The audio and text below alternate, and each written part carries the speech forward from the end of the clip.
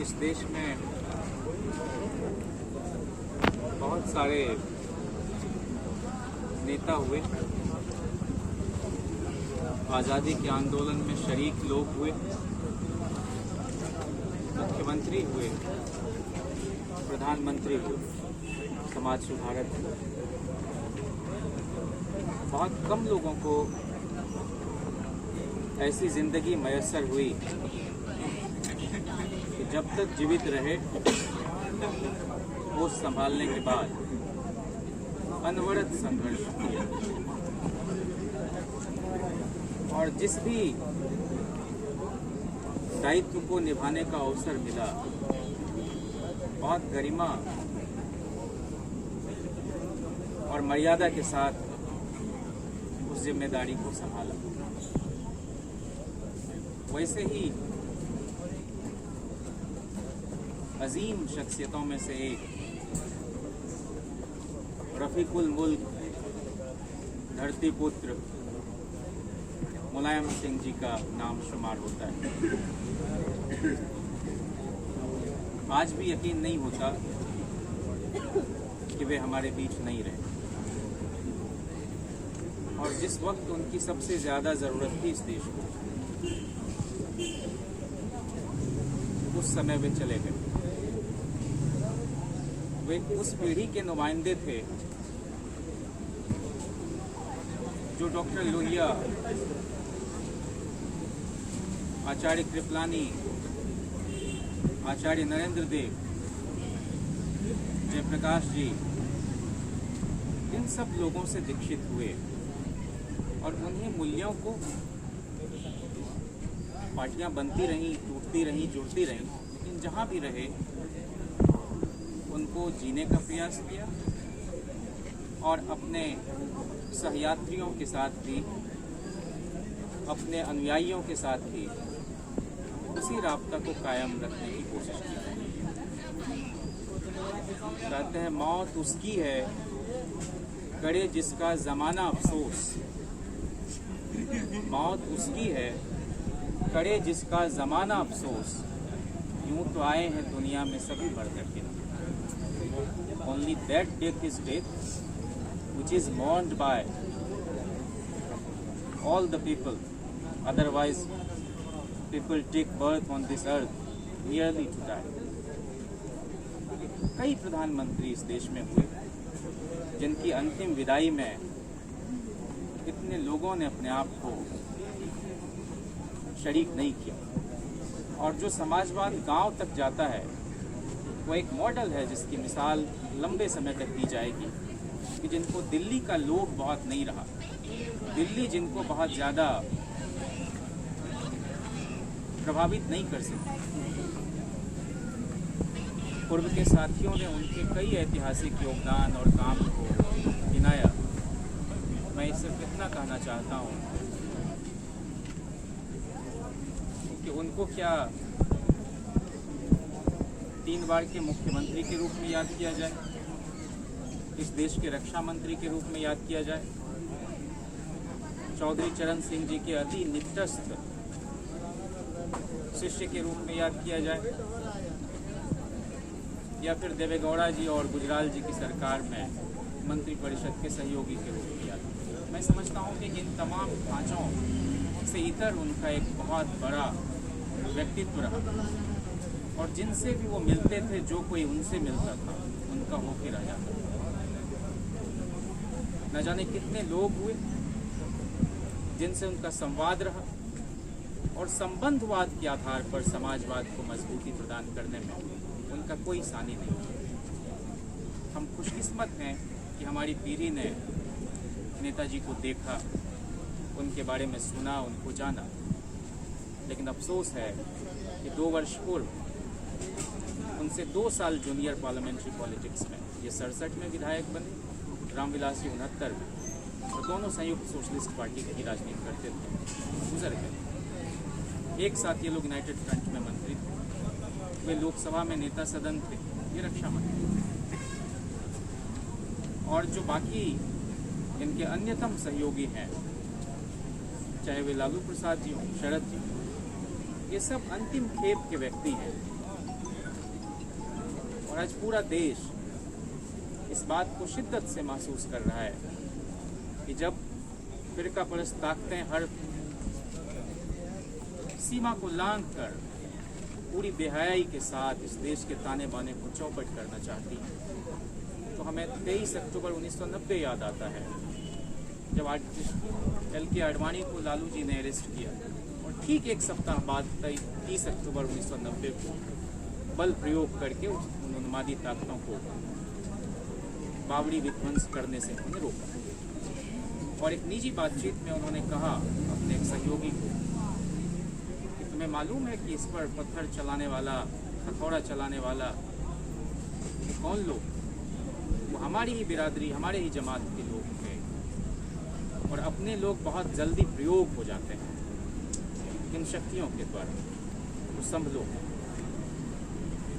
आज उनके पार्थिव शरीर को सैफई ले जाया गया और ये उस व्यक्ति के इमेजिनेशन में था कि दूर दराज, दूर देहात में भी जो लोग बसते हैं और सीमा पर जाकर इस देश की अखंडता, संप्रभुता और एकता की सुरक्षा में अपनी जान गंवाते हैं, चाहे जितनी भी भारत सरकार को उसके लिए मशक्कत करनी पड़े, उनका पार्थिव शरीर ससम्मान उनके परिजन को सौंपा जाएगा। इसके पहले यह व्यवस्था नहीं थी।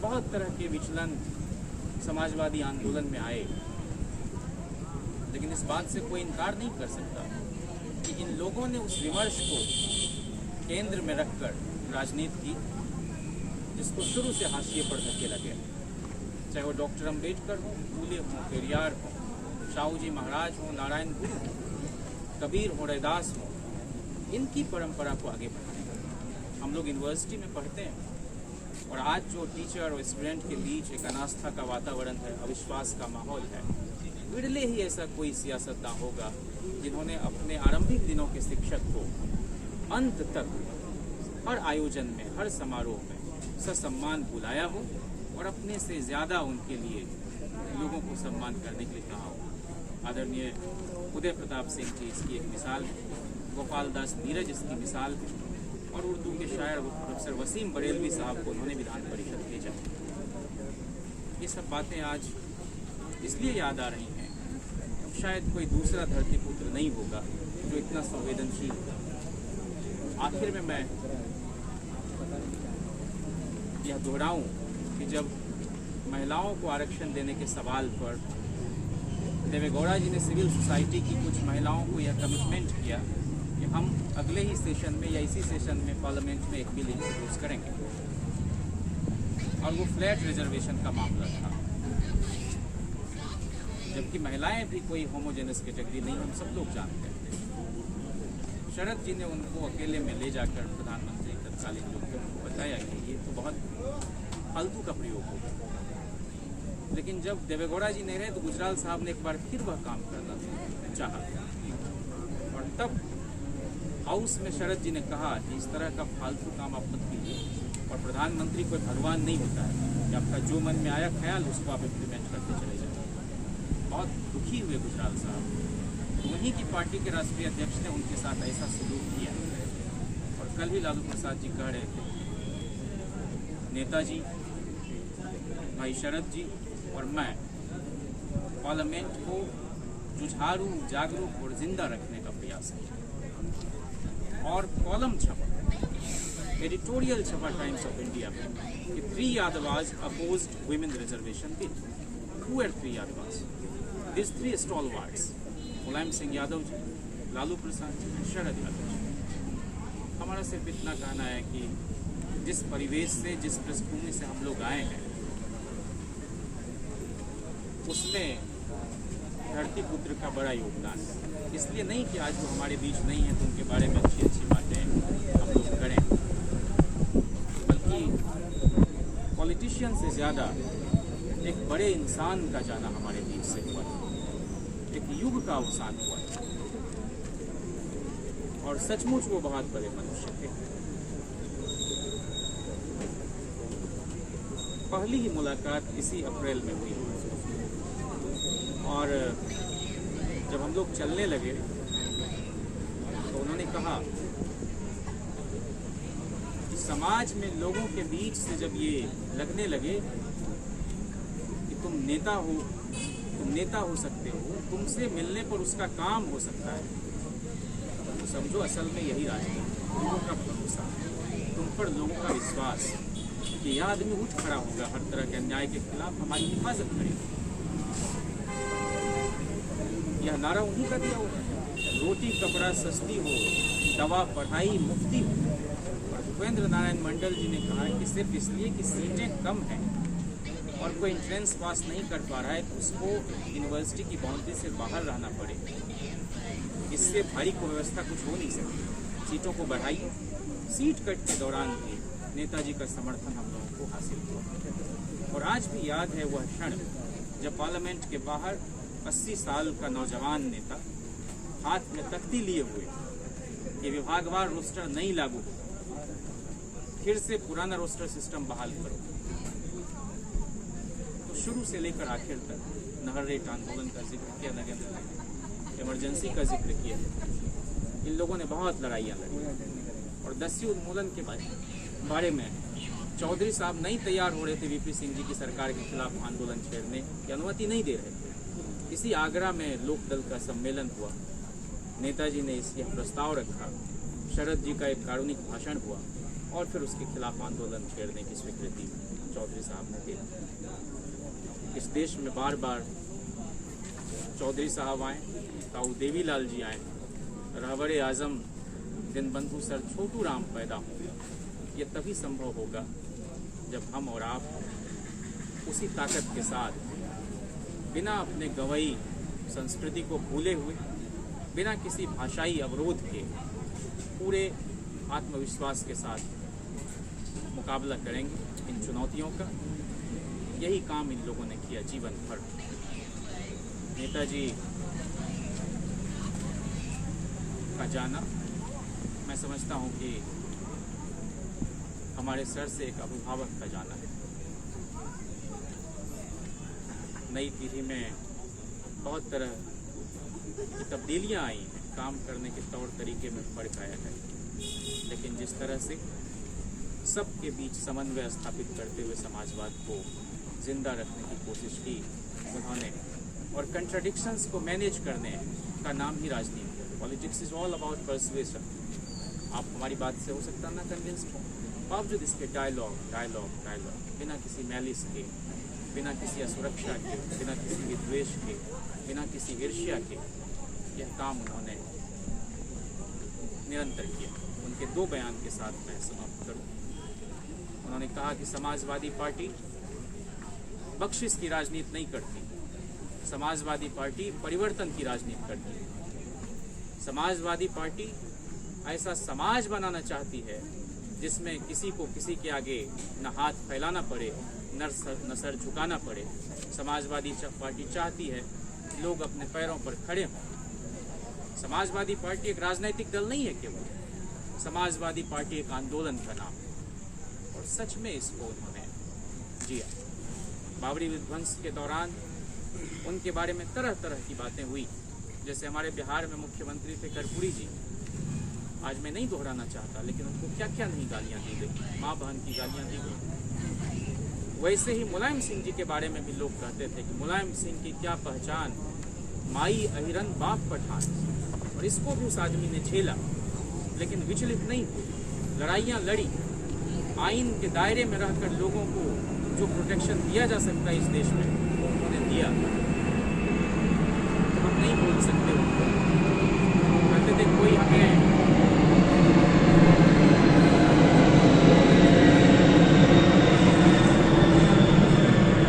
मुलायम सिंह यादव के नाम से जानता है, कोई हमें मौलाना कहता है, कोई हमें मुल्ला कहता है, कोई हमें समाजवादी पार्टी के अध्यक्ष के रूप में जानता है। मैं नहीं जानता कि उनकी मानसिकता क्या है, लेकिन हमारा एक ही लक्ष्य है और वो है इंसाफ और इंसानियत। इसके सिवा ना कोई दूसरा हमारा लक्ष्य, ना कोई दूसरा हमारा धर्म। ऐसे महान व्यक्तित्व को आज हम सब लोग याद करने के लिए यहाँ आए हैं। और मैं समझता हूँ कि लोग आते जाते रहते हैं, प्रधानमंत्री पद भी उनके बहुत करीब आकर चला गया, लेकिन उनका व्यक्तित्व किसी पद का मोहताज नहीं। बहुत बड़े बड़े माइलस्टोन उन्होंने कायम। निजी मेडिकल कॉलेजों में भी पीजी के लेवल पर आरक्षण देने का काम नेताजी ने किया। लोहिया की स्मृतियों को जिंदा रखा, लोहिया पार्क बनवाया और कभी किसी जाति, किसी संप्रदाय के साथ भेद नहीं किया। जो डॉक्टर लोहिया चाहते थे कि युवजन के संगठन में समाजवादी युवजन सभा जो हुआ करती थी, जिसमें आनंद कुमार यहाँ प्रेसिडेंट होते थे, लालू प्रसाद जी पटना यूनिवर्सिटी में, शरद जी जबलपुर यूनिवर्सिटी में, सतपाल मलिक जी मेरठ यूनिवर्सिटी में, राजकुमार जैन दिल्ली यूनिवर्सिटी में, तो उसमें नौजवानों के संगठन में अपर कास्ट के लोगों को रखा जाए ताकि वो डिकास्ट हों और अपने परिवार में जब जाएं तो वो कहें कि समाज हम ऐसा बनाना चाहते हैं। और मेन विंग में 60% आरक्षण पिछड़ों को, दलितों को, आदिवासियों को, पसमानदाओं को देने की बात नेताजी ने भी इस बात का प्रयास किया।